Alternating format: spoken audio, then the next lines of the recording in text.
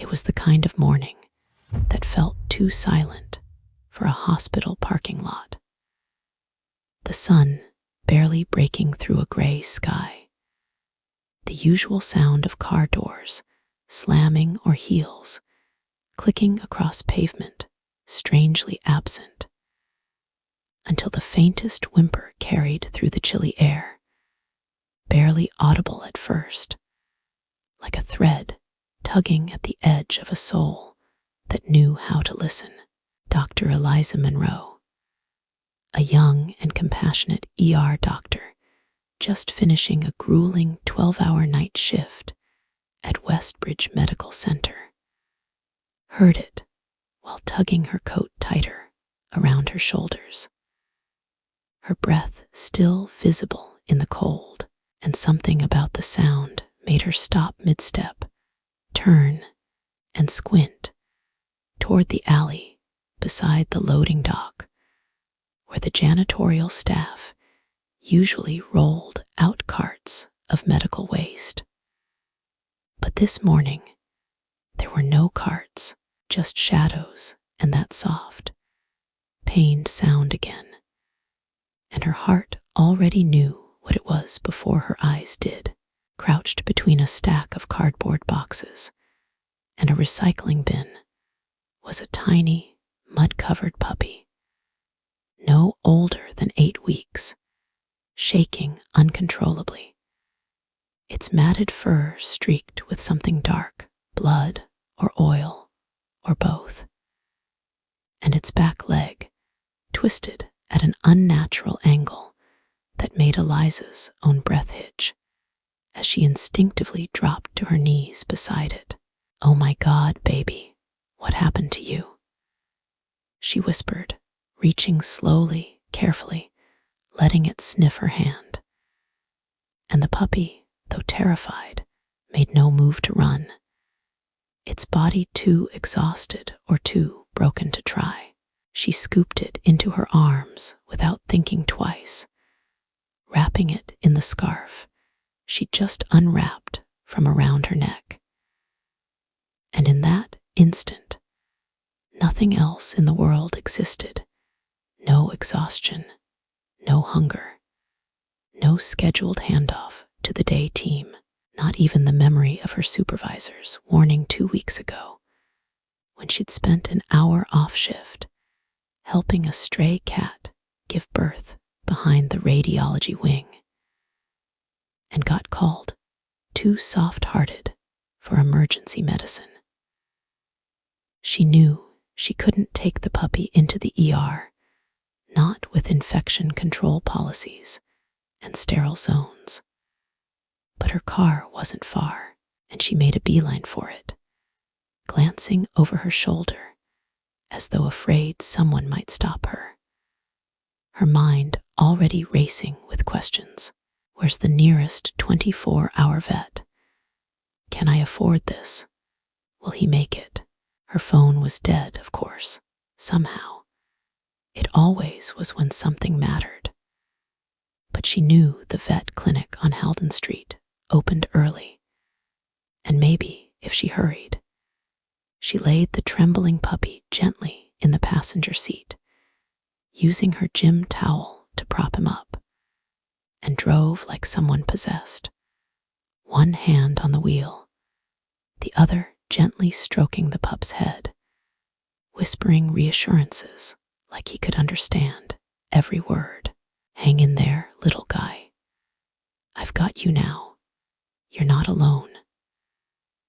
At Halden Street Veterinary Clinic, the receptionist looked up from her desk in surprise as Eliza burst in, cradling the bundle of fur like it was a newborn. "I need help, he's hurt. I don't know how bad, but he's not moving his back leg and he's cold." And the words tumbled out, chaotic, urgent. But the vet tech didn't waste a second, just called out to Dr. Singh, who appeared moments later in scrubs and a puzzled frown, then gestured for Eliza to follow. "Put him on the table. Let's take a look." next 10 minutes were a blur of questions, soft words, gentle prodding, and x-rays. And then Dr. Singh straightened, pulling off his gloves. He's got a fractured tibia and a dislocated hip, probably hit by a car a day or two ago. He's a fighter, though. The fact that he's still alive means he wants to live. But he'll need surgery soon. That and antibiotics, fluids, pain management. It won't be cheap. Eliza didn't even ask how much. She just said, "Do it." Even as a part of her panicked, she had $412 to her name until payday. Rent was due in 5 days, and she hadn't even eaten dinner last night. But the puppy looked up at her with one eye swollen shut and the other full of something achingly familiar, hope. She signed the consent form with a shaky hand and gave the front desk her debit card, praying it wouldn't decline. By the time she returned to the hospital to sign out officially, it was nearly 9 a.m., and her supervisor, Dr. Linton, was waiting by the time clock with arms crossed and a hard expression. "You were supposed to hand off 2 hours ago," he said flatly. "You can't just disappear. What if a patient needed you?" "This is the second time, Eliza." She tried to explain, her voice breaking a little as she spoke of the puppy, the injuries, the urgency. But Linton wasn't moved. "You're a doctor, not a dog rescuer. You want to do charity work, go volunteer at a shelter. We need professionals here who can prioritize human lives. Hand in your badge. You're suspended until further notice." The word suspended echoed in her ears like a gunshot, and she walked out numb, her chest hollow and heart pounding, her mind swinging wildly between fury and shame, between doubt and defiance. She sat in her car, staring out the windshield, the same spot where just hours ago she'd promised a dying puppy that everything would be okay. And now she couldn't even promise that to herself. But then, as if summoned by fate itself, her phone vibrated to life with a flood of missed calls, texts, and a voicemail from the vet clinic.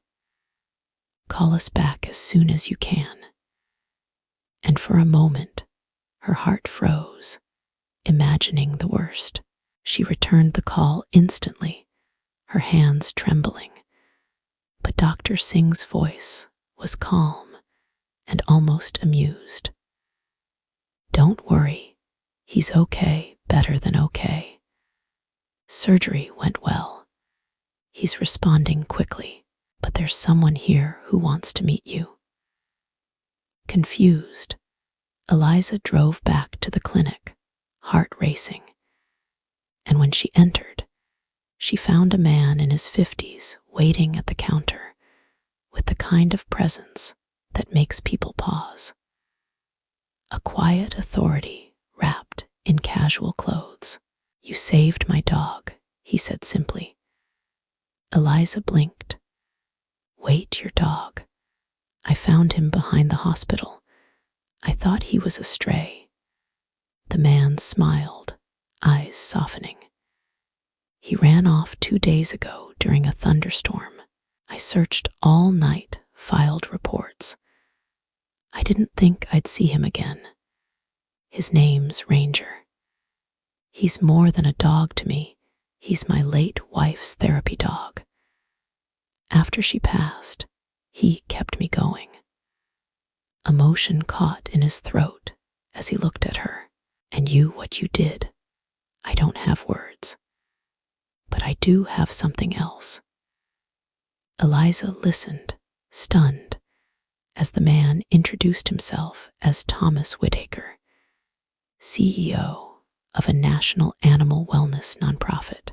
Within 10 minutes, he'd offered her a position leading their new urban outreach veterinary program. A full-time, well-paid role blending emergency medicine with rescue work. Everything she loved, no compromises, no apologies for caring too much. Her jaw dropped. "But I'm not a vet," he smiled. "No, but we need someone with heart. Someone who runs toward cries in the dark. Someone like you." 30 minutes after being fired, Eliza stood in a new kind of light, not the fluorescent sterility of a hospital corridor, but the golden warmth of purpose, of redemption, of a new beginning.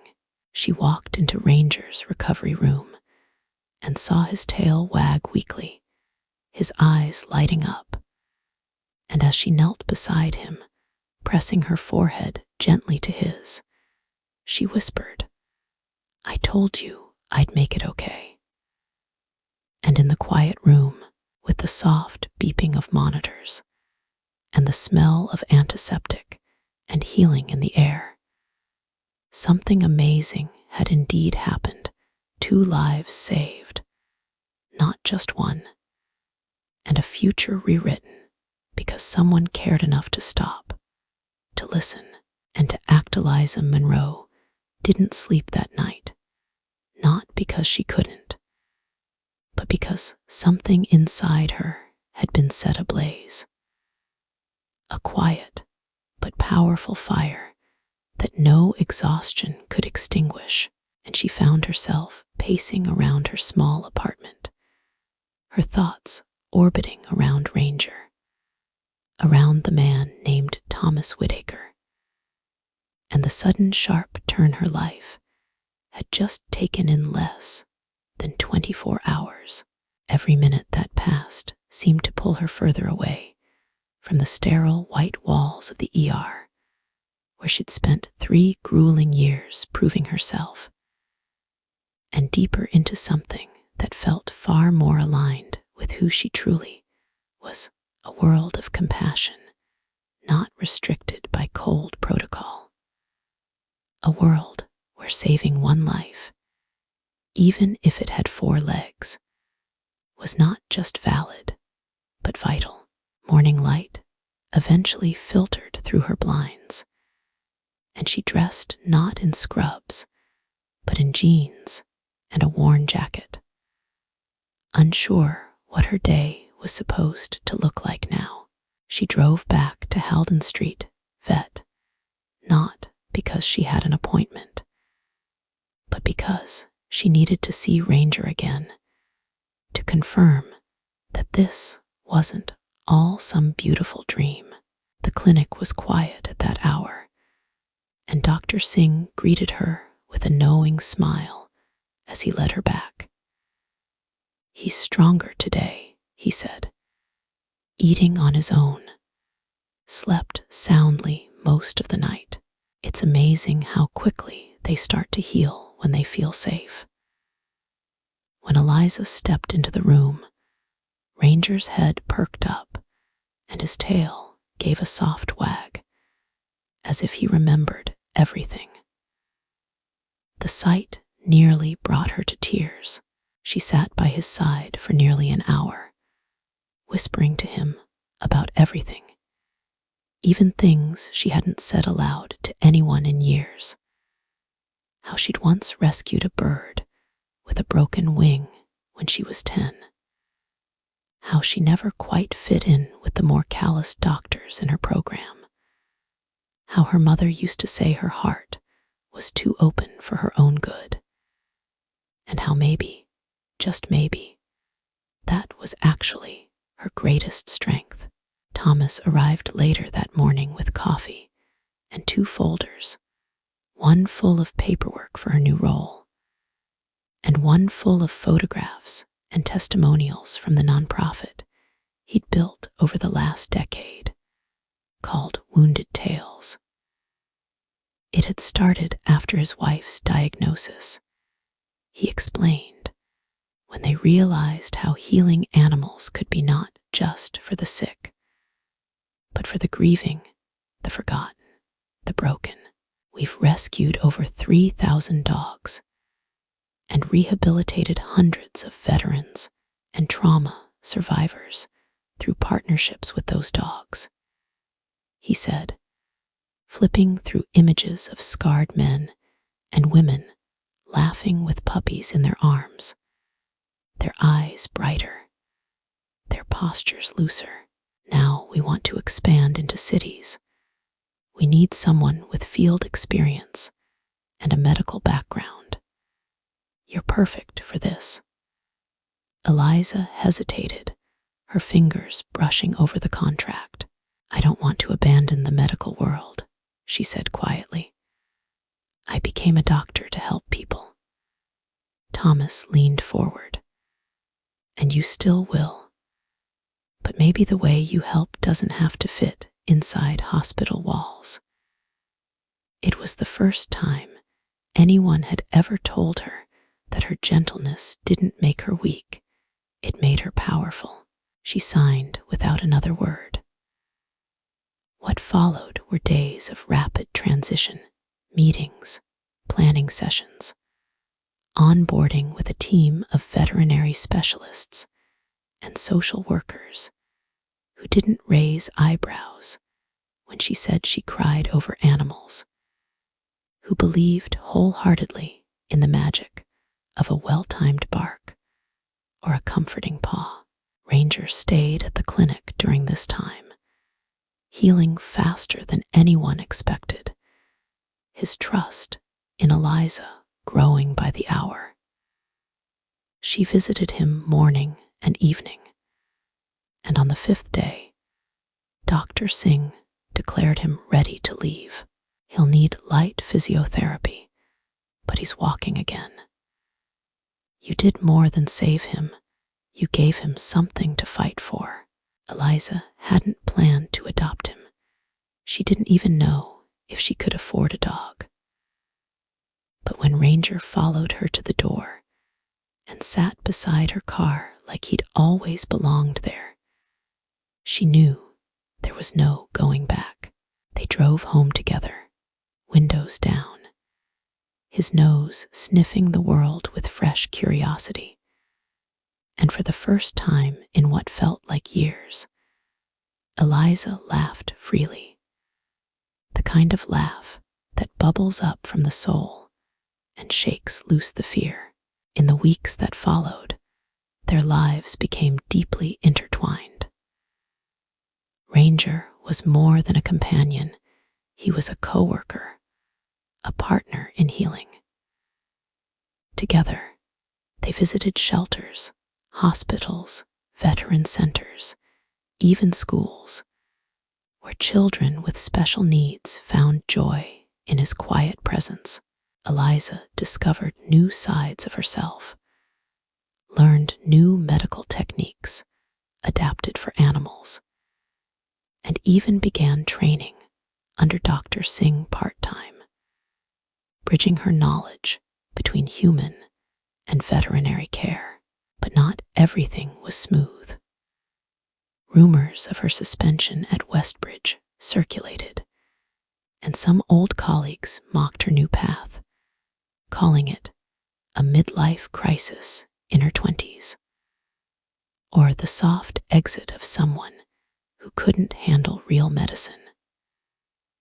Dr. Linton even left a passive-aggressive voicemail suggesting she might come crawling back when the nonprofit world dried up. Eliza listened once, deleted it, and never replied. One rainy Tuesday, a call came in from a downtown fire station. Someone had reported a litter of puppies stuck beneath an abandoned building after a storm surge, and local animal control was overwhelmed. Without hesitation, Eliza and Ranger responded, bringing along 2 volunteers and a collapsible stretcher. The scene was chaotic: mud, debris, exposed wires.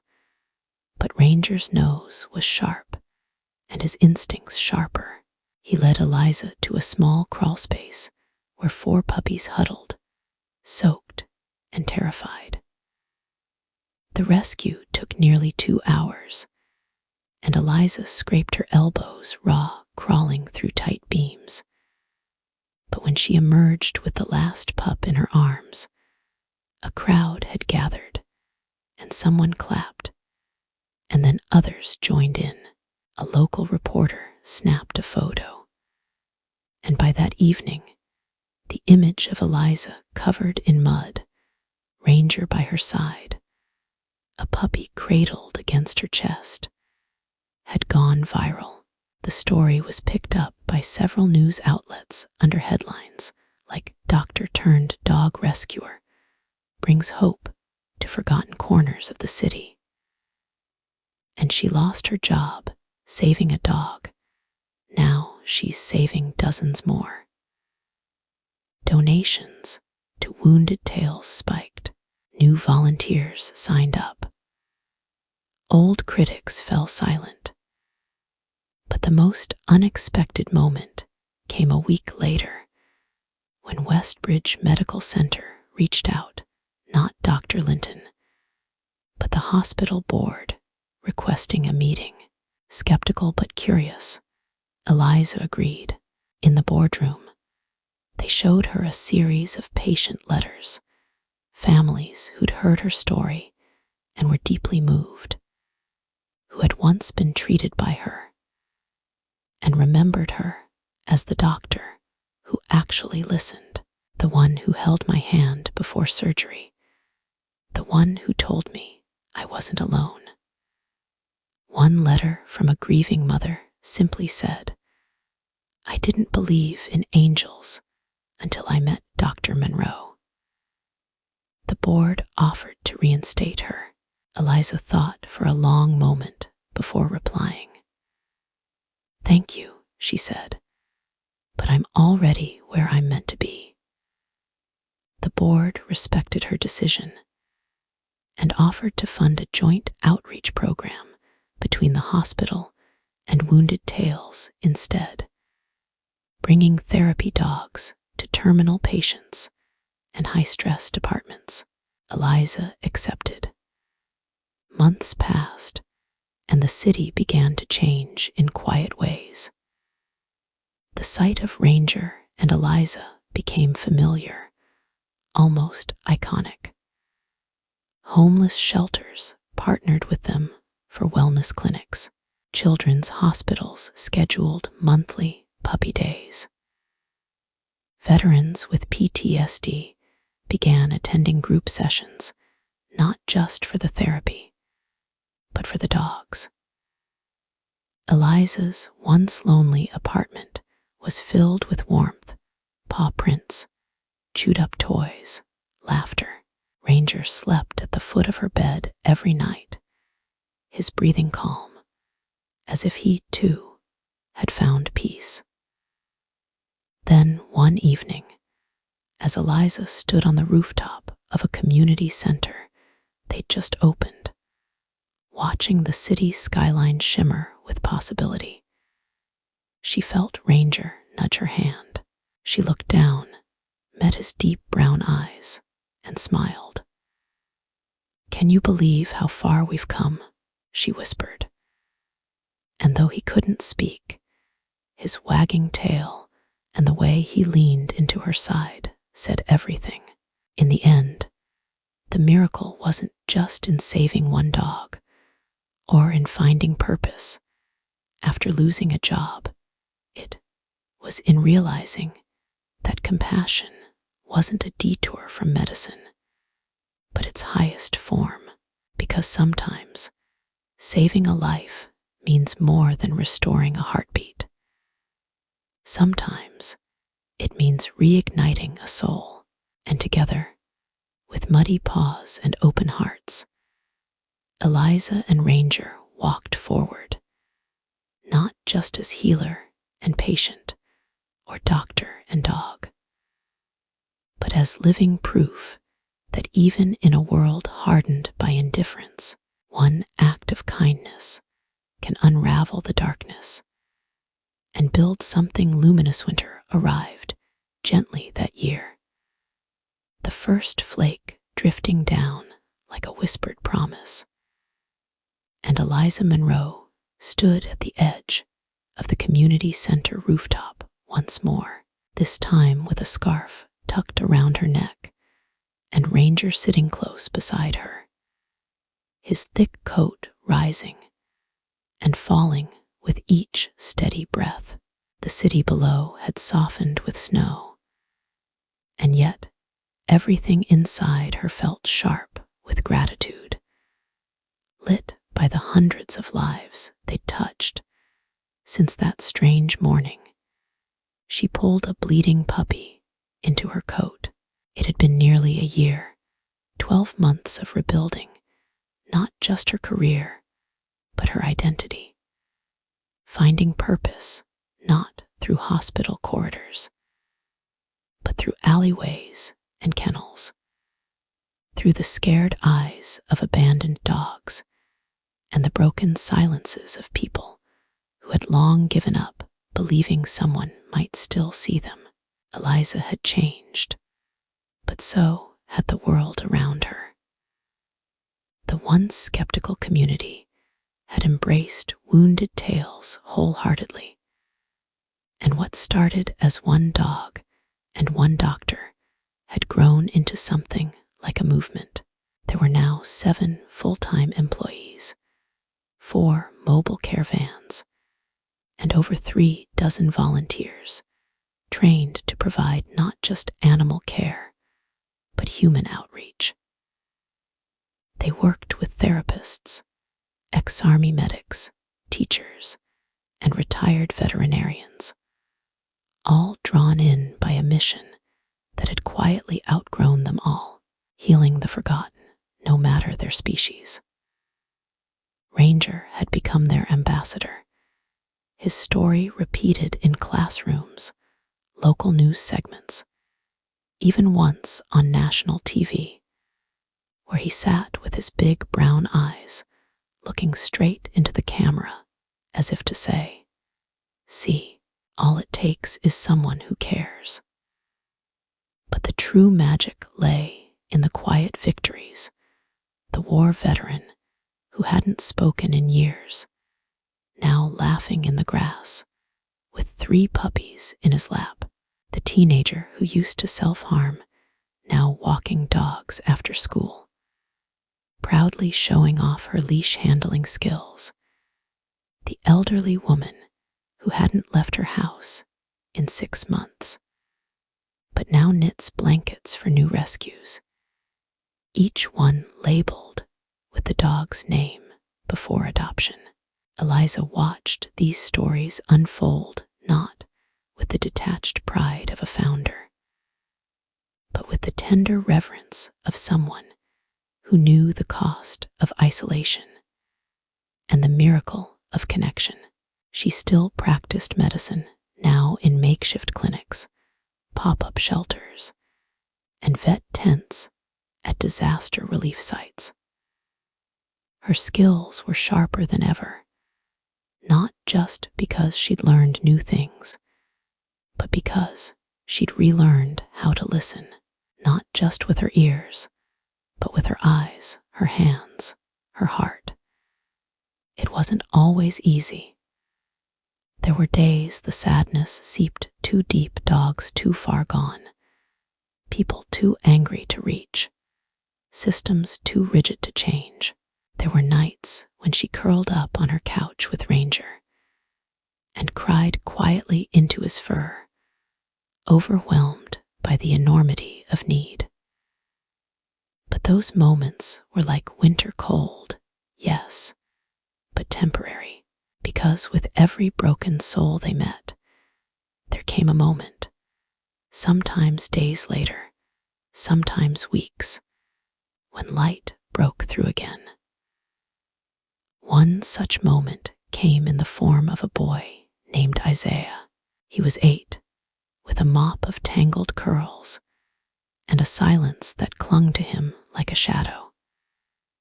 His mother had overdosed. His father was missing. He'd been placed in a foster system that didn't quite know what to do with boys who didn't speak or scream.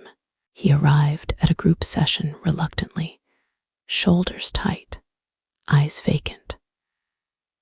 Ranger went straight to him, as he always did with the ones no one else noticed. The boy didn't react, but when Ranger sat down and gently placed his paw on Isaiah's knee, something shifted. The boy didn't look up, but he didn't pull away either. A week later, he was brushing Ranger's fur. 2 weeks later, he spoke his first sentence in over a year. "I like your ears." 3 months later, Isaiah was drawing pictures of the dogs, each one named and colored carefully. His walls at the group home covered in crayon and hope. Eliza often thought of him on difficult days. If one scared child could find a voice again, wasn't that worth everything? And then there was the call she received one frigid evening, a trembling voice on the other end. "Is this Dr. Monroe? I don't know if you remember me." The woman cleared her throat. "I'm Cynthia Whittaker, Thomas's wife." Eliza sat up straighter, her chest tightening. "Of course. How can I help? It's about Thomas. He collapsed this morning. Massive heart attack. He's in surgery now. They're not sure if he'll make it." Silence filled the line. Eliza felt the air vanish from her lungs. She didn't hesitate. Within 10 minutes, she was in her car, Ranger in the backseat, her hands trembling on the wheel as she sped toward St. Mercy General. When she arrived, Cynthia was sitting alone in the waiting room, a tissue crushed in her fist, her face pale. Eliza sat beside her without a word and took her hand. Hours passed. A surgeon eventually emerged, face solemn but calm. "He made it. It was close, but he's stable now. He'll need time, rehab, careful monitoring, but he's alive." Cynthia broke into sobs. Eliza closed her eyes and let the wave of relief crash over her. The next few weeks were slow. Thomas, once the tireless founder who could juggle grants, meetings, and 3 adoption cases in one morning, was confined to a bed, his voice weaker, but his spirit undimmed. "You'll have to run the place for a while," he told Eliza with a half smile. "Think you're ready?" She nodded, but inside, fear swirled. Could she really lead?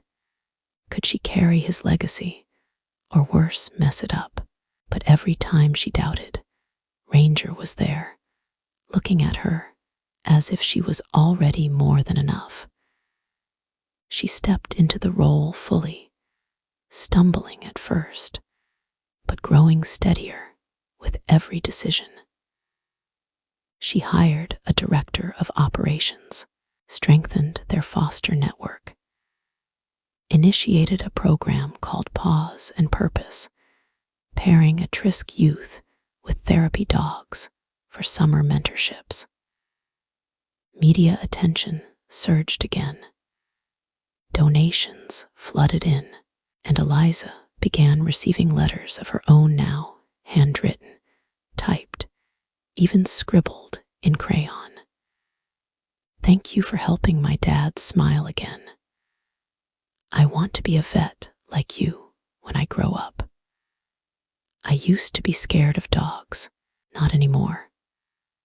Her apartment became too small for all the stories she carried, So she bought a house near the edge of the city, a small cottage with a fenced yard, a sunroom that became her writing nook, and a fireplace that crackled each evening as she and Ranger curled up together. Tired but full, she framed one photo above the mantel, the one from that muddy fire rescue where her eyes looked wild and soft all at once, and Ranger stood beside her like a sentinel. Below it, she hung a plaque for those who choose love, even when it costs everything. Time, as it does, moved on. Ranger aged gracefully at first. His eyes still held fire, but his gait slowed. His naps grew longer, and Eliza, though heartbroken to see him tire, leaned into every moment. She cooked him fresh meals, let him sleep beside her every night, whispered to him often, thanking him for choosing her that day in the alley. One spring afternoon, he didn't wake from a nap. He had passed quietly, peacefully, his head resting near her shoes, the same way he used to sleep in the beginning, as if guarding her dreams. Eliza didn't cry right away. She sat with him for hours, her hand on his fur, her silence deep and sacred. The funeral was held beneath an old oak tree on the sanctuary property. Dozens came volunteers, veterans, children, reporters, strangers who'd only ever seen his photo. They placed flowers, dog toys, letters. Eliza spoke last, her voice trembling. He saved me long before I saved him. He reminded me who I was. And now, because of him, none of us will forget what one heart, one life can do. Ranger's grave became a pilgrimage spot. Children left drawings. Visitors sat and told him their stories. And Wounded Tales built a new wing in his honor, a place for dogs too broken for adoption, too damaged for traditional homes, where they could live in peace, surrounded by kindness. Years passed. Eliza aged too, her hair streaked with gray, her hands still steady. She mentored new doctors, traveled to speak at conferences, published a memoir called The Pawprint Path, healing the forgotten. But no matter where she went, she carried Ranger's memory like a warm ember, glowing just beneath her ribs. And on the 20th anniversary of that rainy night, when a young doctor had been fired for saving a dying puppy, Eliza returned to Halden Street. Now, a beautiful community park. She sat on a bench where the clinic once stood, a new pup by her side, a rescued mutt with mismatched eyes, and a habit of leaning into her when she spoke. "You would have liked him," she whispered to the wind. "He's a troublemaker, just like you." The breeze shifted, light as breath, brushing her cheek like an invisible nuzzle. And in that moment, she felt the full circle close, not as an ending, but as a legacy, because stories like hers didn't truly end. They rippled through lives touched, hands held, tails wagged.